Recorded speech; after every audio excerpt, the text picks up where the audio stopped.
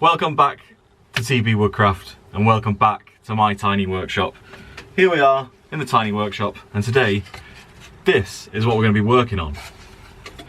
What that is a little bee ornament that I've got half done. I made it in the summer of last year but I wasn't filming that. But because of that I've got bits in the works for it already. You'll know that on my notice board I keep this little file of all projects that I was previously working on. And one of the things that I was previously working on, or cut out, were the stencils for the bees that we're going to be working on today. So that's what we're going to be doing. So what it is, it's pretty basic really, but the technique is nice that it gives off. We've got a baseboard that's made just of plywood. I think it's 6mm ply. And then we've got all of these hexagonal bits of wood that have been cut out. I bought, I think, I don't know how many packs. I got this many from China pre-cut. They've probably cut out on a CNC machine or something, or I don't know. Anyway, I got them because I don't have the equipment to make them, or the patience to make these bits. So I got China to make them for me. They were very cheap. I think it was less than £10 for all of them. But then I went round with some toothpicks that I got. I've bought a load of toothpicks. I had like 200, not toothpicks. I'm almost saying toothpicks. They're lollipop sticks for like ice lollies and things. I got some craft ones. I dyed them all with wood dye, ebony wood dye, because if you can see, they are slightly thinner than the hexagonal bits that acts as a honeycomb, which I think just looks really cool.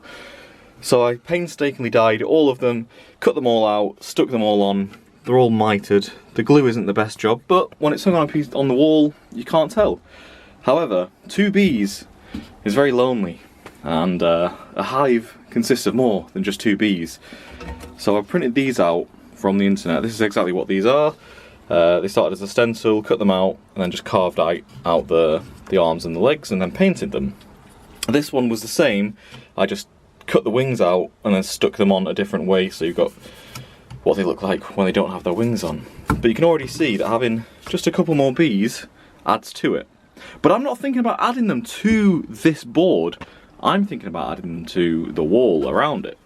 So on my spare room, I'll show you that later on, I just want to add a little bit, oh well, not a little bit, a few more bees.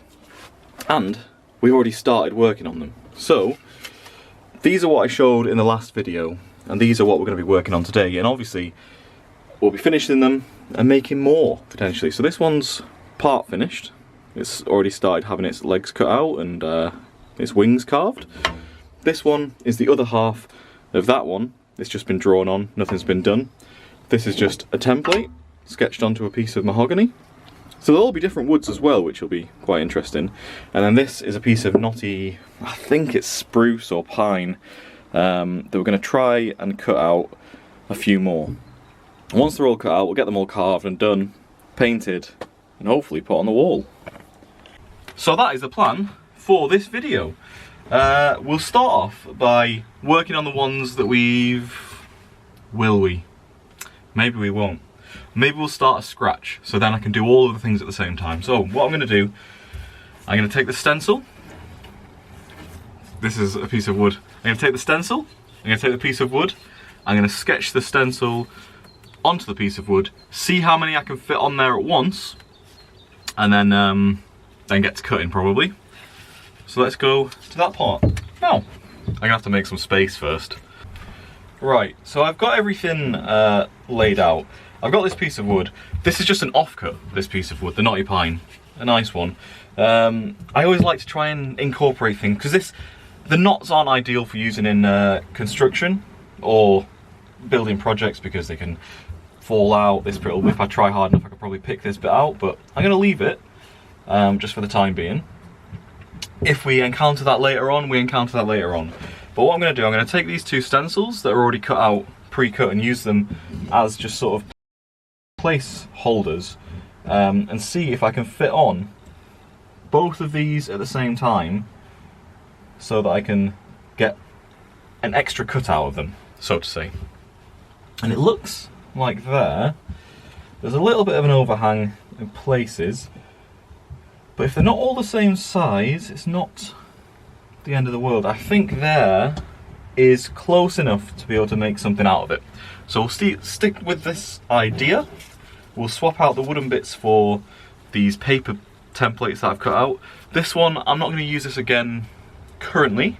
We might come back to it in the future, but for now, he can just wait there. But now I'm just going to cut. I'm going to draw around these and then we'll get to cutting them. Right, slightly different angle this time, but just so you can see what I'm doing, I'm going to draw around this one now, just roughly, just so we've got it. In fact, I'm going to switch it out to a Sharpie. I always find Sharpies are just ideal. They've got a big thick tip, nice line, so you can see exactly what you're drawing around and cutting. I'll have to go back in afterwards and add the detail in, but we need the shape to cut out before I can get the detail. All I'm doing here, all I'm doing is drawing around the bee. Once the bee's drawn around, I'm going to have this perfect stencil on the piece of wood that I'll be able to cut out on the bandsaw. I just need to be able to see what I'm doing, and it needs to be a nice, dark, clear line, just so you can see that contrasting against the brighter wood. And this is what we're going to be cutting out. Perfect. We've got the bees drawn onto here now. I feel like I'm at a slant because the camera is. We've got the bees drawn onto here now, so we're going to get to cutting them out. We'll get the stencils cut out, and then we'll see if we can half the thickness. But we'll probably do that with a handsaw, because the bandsaw has a tendency of not being able to cut through things quite this thick. It is what it is. We'll deal with it. Like he said, all I'm doing there, I'm going to have 2 bees on the piece of wood. Cut them all out on the thick bit, and then once I've got that thick bit, I'll be able to reduce that size by about half the thickness, so then I'm going to have 2 exact replicas made from 1 stencil. I'm essentially just doubling the output of production, but minimizing the amount of effort required. So that's all we need, really. It should be quite good, it should be quite easy, but I've got to get to that stage. So let's see where it gets to, how it all works, and we'll see how this project comes along. First one's done. The new dust extraction is working quite well. So I've got a Triton dust extractor set up. Let's just have a look inside. It's working alright. It's not perfect. There's still some dust, but it's alright. Not too bad. Alright, that's one down. So we've got this bee cut out, very thick compared to these bees. I reckon we could get 2 out of there quite easily, so that's not a problem. We've got this one and this mahogany one still to go. We've encountered a little bit of an issue here. So as I've been cutting the wood, I could notice that the blade wasn't cutting right. So I've opened up the bandsaw and had a look. And it turns out, because it's pine, it's quite resinous, it's quite sappy, it's gumming up the blade a little bit. You can see here on the bandsaw tyre, there's quite a build-up of like sticky sawdust where the sap's got into it. And if you listen closely, you can hear the tackiness. So what I'm going to do, I'm going to do a little bit of maintenance, try and remove some of this stuff from the blade.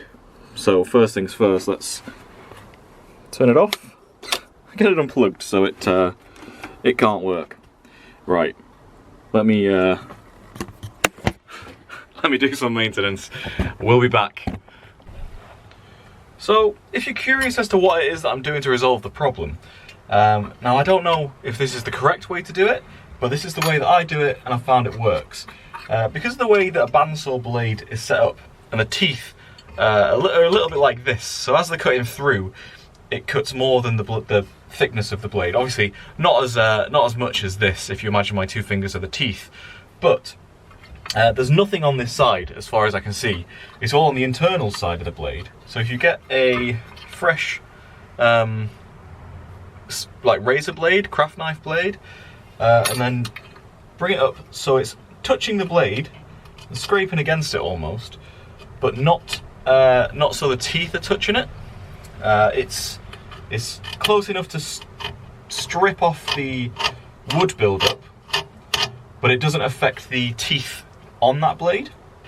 you'll ruin your blade, but so you'll ruin the craft knife blade, but you won't ruin the blade for the bandsaw, and it should extend the life, which is what we are going for. I've muted the sound here, and I can tell you that the only reason I've muted the sound is because it's absolutely horrendous to listen to. It's metal scraping against metal, and nobody needs to hear that at any time of the day, let alone whenever you're watching this video. So this is just me working on it, saving your ears. Horrendous noise. However, it has solved the issue. I'll show you. So you can see here that just with the blade pushed up to the blade, but not the teeth, you can then turn the wheel at the top with your finger because it's unplugged. And as it goes, it just scrapes all of that gunk off it. That's what happens when you work with pine, I think. So this is what I've been doing.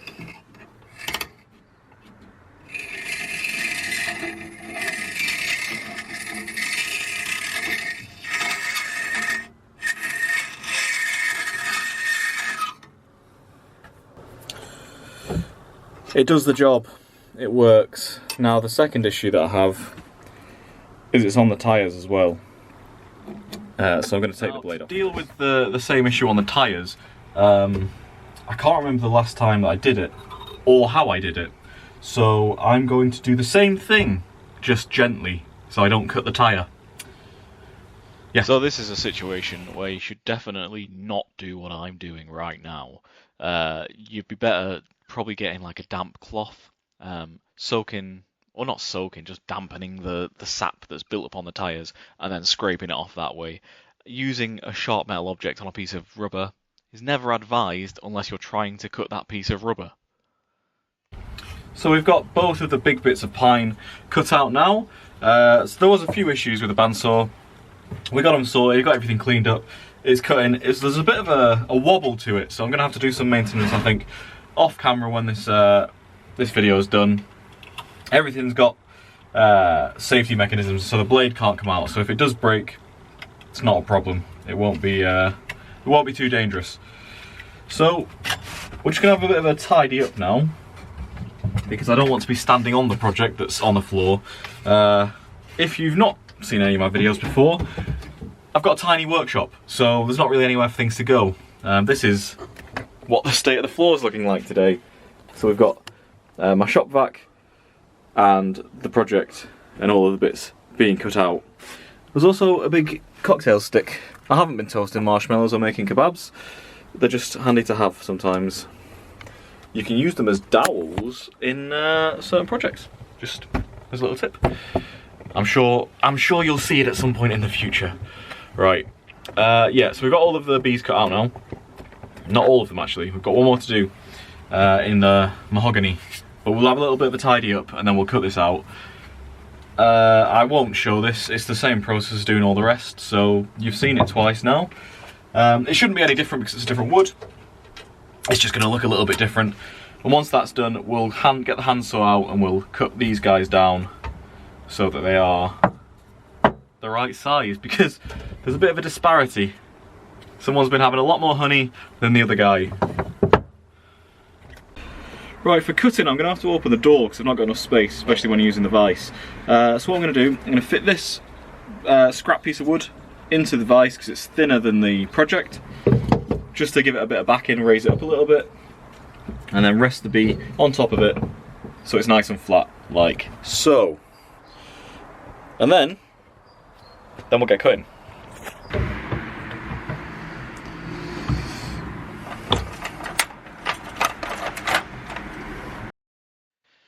Right, so whilst he's fumbling about with all his tools and getting the bees cut and everything, I'm going to make this a bit more entertaining than just that. All he's going to be doing is cutting the wood, so you can watch him, but listen to my dulcet tones. I'm going to tell you a couple of facts about bees that I found out whilst researching for this video, and it's all quite interesting. So the first fact is that bees can actually recognise human faces. So they're not just shapes or colours their faces. Scientists trained bees and associated a reward with specific facial patterns. And guess what? They remembered them. That's mind-blowing for creatures with like brains the size of a grass seed. It's just pretty interesting. So the next time you're near a hive, they might recognize you. I guess that's why beekeepers have such a good relationship with them. And also, if you swat a bee away, just be careful because they might tell their cousins and then they'll remember you next time. Other than that, another fact is that bees actually flap their wings about 200 times a second. That's pretty impressive. So you can see bees, and everyone always says that they shouldn't be able to fly because their bodies don't match aerodynamics or whatever it is. But they actually flap their wings 200 times to help them get that lift, and also all of that excess flapping helps to cool down the hive when they're in there. And that also ties on to another one where they actually vibrate and dance to communicate with each other, doing little bum shakes and then circling within the hive, and that's sort of how they communicate, which is pretty interesting. And this is the thing that fascinates me the absolute most out of all of the facts that I learned, is that 1 in 3 bites of every piece of food that we eat, and not just piece, just everything that we eat, 1 in 3 bites has been pollinated by bees. And that, to me, is absolutely fascinating, considering there's 20,000 different species of bees, but not all of them pollinate or create honey. They've all got a job. Bees are fascinating. You should do some additional research, not just listen to my silly facts. So the bandsaw worked fine for cutting the last 2 out, and these are the bees now. So we've expanded the hive slightly. What I'm going to do is take these inside because it is absolutely freezing out here and I can't hack it. So what I'll do, I'll grab all these, bring them in, I'll take the stencils and then I'll copy the stencils onto each of these. I'll get a bit of footage of it and then we'll come back out and we'll start adding in that detail. But it is a blisteringly cold day today and the shed does not hold warmth at all, so we're going inside for that. Right, I've come inside now. I'm going to have to copy these lines onto all of the bees. I've got it on 2 so far. I guess I did these earlier at some point. I don't know when, but I'm going to have to draw them on. So I thought I'd show you what I'm doing. He's just copping out at this stage, isn't he? He's not even in his shed. He built his channel on a tiny workshop and he's sat in his dining room using the table to paint some blooming bees. What's that about? That is what I'm doing. I'm just painting bees right now. I did explain it, but it was far too cold when I was filming this to properly do it in the shed. So I had to come inside where it was warm. Right, we've got the stencils drawn on now for each of the bees. It's going to be a case of going back out into the shed, sanding and carving all of these to get the right shape. So we end up looking something like these guys. Something like this. So you've got the hive in the middle and the bees surrounding it. Obviously they'll be carved, they'll be painted. They'll look a lot more like this one instead of looking very blocky at the moment. The sort of bees that belong in Minecraft. Well, that's enough of being inside. Let's get back out into the shed. I've got all of the bees with the templates drawn onto them, and that's going to be the next step. So we've got the bee here. This is what we're going to be working on. I'm going to start with using a couple of chisels on it. What we're going to do, we're going to go around the wings. So we want to try and make the shape a little bit like this. So what we want to do, we want to take some of the legs off. We want to sort of reduce the thickness of the legs by about half, and then outline the wings, outlining these wings here, and then also the head and the legs at the front. So what we're going to do, we're just going to go around with the smallest chisel. I think it's a, what, 10 mil? What does it says on it, does it? 12 mil. Close. We're going with a 12 mil chisel. We'll just outline it and then we'll cut into it, cut those chips out. So let's do that. I wish I had some chips. This is painful to watch when I'm editing it. I'm not very good with a chisel, and I need to get better with a chisel because it's integral to woodwork. But as it stands at the moment, I'm not the greatest, so I'm just sort of trying to shape it. I do sort of achieve that, but I think it'd have been much easier if I just used like a carving knife or something, a little bit more tactile than the chisel that's about 6 inches away from my fingers where it needs to be. But it is what it is. I did it. We're left with whatever shape we are left with when I stop talking, which is now. But that's fine. So we've got sort of an indent. I think sanding that will get it off. We'll focus on the legs for these bees. The wings aren't as imperative, I don't think. Well, that guy clearly hasn't listened to the fact about the 200 flaps a second, has he? The wings are integral. They flap so much so they can fly. He is obviously talking. I'm going to use this Kutzall burr, round burr, to put the impressions into the wood to get the right sort of angles and things that I'm thinking. And I think that's going to make it a lot easier to see what I'm going for as I reduce down the material that's required. Like I said, I'm just going to be carving it now with the power carving Kutzall bit with the Dremel. That's all I'm doing. I've got to a point now where they're all sanded down. Apologies, I'm just moving all the things around. Everything's sanded down, and basically I'm going through and just fixing any issues that there may be. So with this, for instance, the thorax here isn't as greatly defined as I'd like it. So we're getting the scalpel back out, just going and outlining the thorax, cutting into it, then chopping out a very small wedge. That's all we're doing really, just to neaten it up. We can depthen wow, making up words. We can deepen the words. We can deepen the legs, so the legs stand less proud than they do currently, which makes the thorax stand out a bit more. Obviously safety paramount when you're doing anything like this, working with a scalpel. I can't reiterate how important it is to be safe when you're working with these tools, and the amount of pressure that you put on and apply in order to get the cuts and things that you are going for. But I think it's an easy way of just creating a little bit more detail, more than the Dremel, or more than I can create with the Dremel.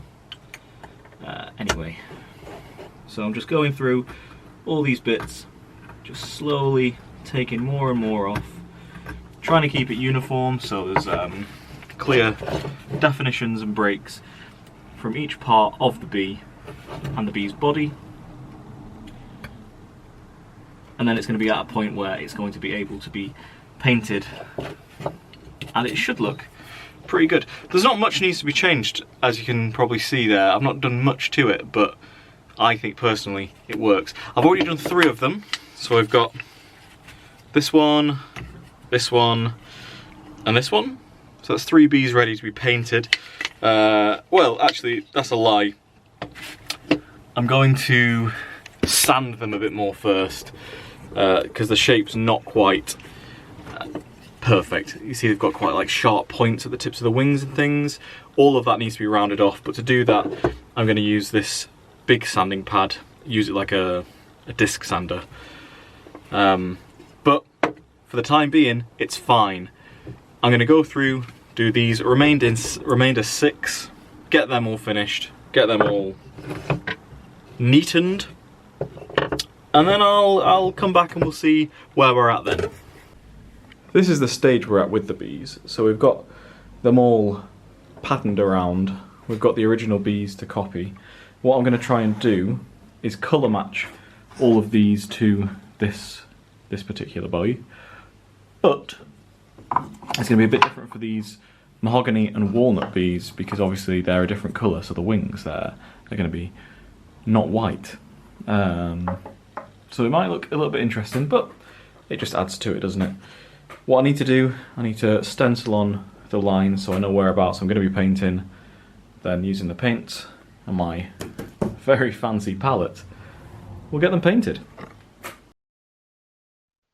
So it turns out when I was inside earlier in the video, I was actually just drawing on the beads onto the wood, I think, and not painting them, as I falsely claimed. Yeah, I'll be completely honest, this was all filmed back in February, and I am recording this voiceover in August. Why? I'm lazy, and also it was really cold then, and I had to be inside because I literally couldn't feel my fingers. But we're past that. We got everything built. You can see me now. I'm painting them. I didn't just go for a standard yellow. I mixed a couple of colours to make the yellow that I wanted. It's a little bit warmer, not as opaque, I suppose. I don't know. It was trying to colour match what was already on the little hive that I had made, so I just wanted to try and keep that uniform colour throughout, so that all the bees look as good as they can in a hive. That's basically it. There we have it, guys. We've got an army of bees. We've got 10 bees now. I think that constitutes an army, maybe. So yeah, the idea is we'll put some little, I don't know what they're called, picture saws on the back. And then we'll have all of these bees just flying around. And once they're on the wall, I think that's going to look pretty good. Yeah, I like it. So there's just a couple of things left now to do for part of this project. And the first one is attaching these picture saws, or sawtooth hangers, whatever they're called, to the back of the bee, each bee. Sorry, my dog is crying because she wants to play. Wookie, calm down. It's okay, sweet girl. It's okay. So it's a very simple process. We take the orientation of the bee, we flip it exactly as it is, put on a sawtooth hanger so it's lying, so it'll be straight to, or perpendicular to me so I can see it. Not perpendicular, parallel. You do the awl, push the awl through the hole to create a little pilot hole. Then they come with these tiny screws. I've got this box full of picture hanging things. It's an amalgamation of a few different sets. You can buy like bags from Wix or The Range, places like that. I've just pieced it together with what works for me. If you don't have a ratchet screwdriver, just get a ratchet screwdriver. It makes your life so much easier. It's less turning of your wrist, and it's less achy when you're screwing loads of stuff in one after the other. And with something this small, you don't really want to be using an electric screwdriver because you can just shear the head straight off them, and you don't want that. What's wrong with you? Eh? Yeah, it's just a camera. You're not too sure of it, are you? You can't eat it. Right. All the bees now have picture saws on them. They're all going to hang at different orientations. They all need to go upstairs. I need to get the hammer, and then I'll meet you up there. So this is my spare room. The wall in front of you that you can see here, that's currently blank, is where this bee statue goes, or bee ornament, as I like to call it. I should have done this off camera, but what I'm doing now, just moving the bees to the side. I'll, in fact, put them on the bed. I'll give you a quick whip around the room so you can see why it's bee themed. So we've got obviously the colour scheme. It's a yellow and a blacky grey. It's not finished, obviously. We've got pictures still to finish. We've got these little bee curtain hooks. We've got some bee bedding, some decorations to put up. I installed these bookshelves for the little library. We've got some bees, some flowers, and a mirror there. Hexagonal mirror. But let's put the decorations back where they should have been all along, which is just on this wall here. You can see there's already picture hooks in place. But I'll also show you the reason that I started this additional project.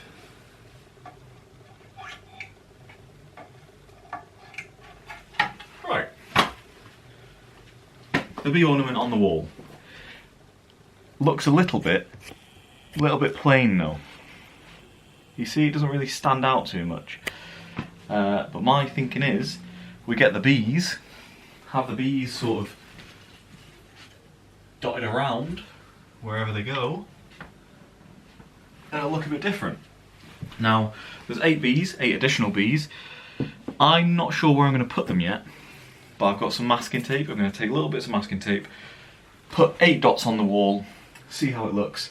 They'll be used as markers to put the picture hooks on, and then we'll see how they look. We'll always be able to rearrange the sort of orientation because they're all, they've got the saws in different places, so we'll put some bits of tape on the wall and then we'll see. Get them spread out nice and even. We'll have... I like this clip because you can really see the detailed thought process I have at where I'm going to position all of these bees. That is of course sarcasm, because I just spaced them around the wall slightly, and then wherever they were, that's where I'd put a picture hook. I think the end result's pretty good though. You'll have to wait and see for that. Let's put some bees on the wall, and then we'll come back and do the other bits. And I think this is where I realised that I couldn't visualise what they looked like, maybe. Or maybe this is where I'm actually just putting them on the wall with the picture hooks. It's, I don't know. It's quite good how they look. Was I fully happy with it in the end? Yes, I think I am. It's not changed since I put it up there. It's gone through summer. We've had some guests stay in. They've all said it looks quite good. So I think overall, the end result is what I was hoping for from this video. And I hope that you've enjoyed following me along for the journey of discovering if that is something that I was going to like in the end. Because I never know when I'm going into these projects. Right. Let's put these bees on that wall. There you have it. We've just thrown a bit more life into the room, a bit more movement. I think that looks pretty good. Nice and calming. So in summer, when it's nice and sunny outside, you can sit in the chair, read a book, have the sun blaring through. You've got the bees. We'll have some pictures, not some sleeping stags. Yeah, I think that looks quite nice. You've just got a bit more life, representing all the bees. I'm into that. I think that looks absolutely brilliant. On that note, I'd say we're finished. So thank you for joining me. If you like this video, drop it a like, drop a comment, subscribe if you wish. I'll be doing some more videos soon. The next video is either going to be a Lord of the Rings map, using some pyrography or making it a bit 3D, like a relief map. I'm a big fan of maps. I have a big map here that I'm going to one day try and make out of woods, but sort of like America and Canada will be made out of wood from and sourced in America and Canada, for instance, just to sort of just to build that out a little bit. I think that'll look quite good. So it's either going to be a Lord of the Rings map or some little animals. I've got some ideas for some animals that's quite interesting. Little miniature ones that will go on my museum. And I'll show you the museum in the next video too. So thank you for joining me. This has been TB-Woodcrafts. Come back next time and we'll see what else I can make.